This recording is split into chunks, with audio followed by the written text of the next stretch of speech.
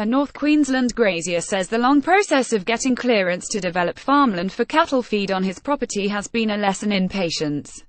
Don Heatley, a former chairman of Meat and Livestock Australia from Burn Valley Station, 90 kilometres southeast of Townsville, first applied to clear 4 parcels totalling 232 hectares in 2014, nearly 4 years later, and with a change of state government in that time, he has finally reached the last stage, with a ruling due later this month from the Federal Environment Department where the case was referred. "It's been a very, very long and expensive process," Mr. Heatley said. "There's fees to get the process rolling, and then there's ongoing fees as you get to the point where you get a permit in your hand, which we have. I couldn't tell you the exact sum, but we will spend in the order of $40,000. With a mixture of leucaena and foraged sorghum, weight gains of around 1 kilogram daily are expected from weaner cattle."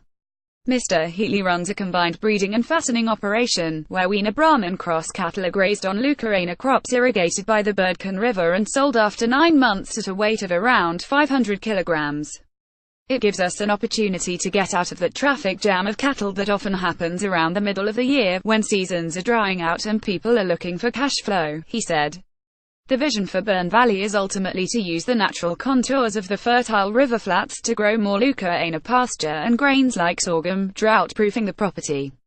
"We will irrigate that, and we will probably grow some grain crops, some complementary crops to the leucaena operation. That's our overall plan at this stage," Mr. Heatley said. Surveys were conducted to assess possible impacts on the endangered bare-rumped sheath-tailed bat and black-throated finch. Commonwealth referral under changes to the practice of state government assessments for land clearing. Mr. Heatley's application for one section of the development was referred to the federal government for final approval. While frustrated by the delay, Mr. Heatley undertook an extensive wildlife survey to comply with the Environment Protection and Biodiversity Conservation Act (EPBC) Act, that could not find evidence of any endangered species. "That's just brought everything to a standstill, and it's created a situation for us where one area to be cleared out of the total area, which basically sits in the middle, now has to go through a referral process," he said.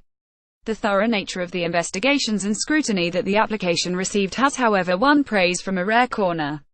World Wildlife Fund Australia's Protected Areas and Conservation Science Manager, Martin Taylor, said that the process undertaken to approve the development was an example of responsible environmental stewardship, but more projects needed similar oversight. The Queensland Greens say the state's land clearing is now on par with Brazil, so our MIT-ABC fact-check runs the numbers.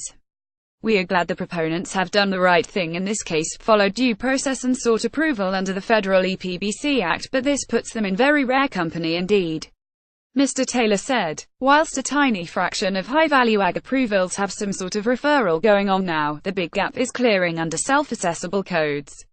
Hundreds of thousands of hectares of threatened species habitats have been notified for clearing, but not one referral in sight and no permit required under the weak Queensland laws left to us by the former Newman LNP government. Relief at end while the cost has been substantial and taken many years. Mr. Heatley said the benefits to the property and relative advantages the farmland would provide will make the process worthwhile.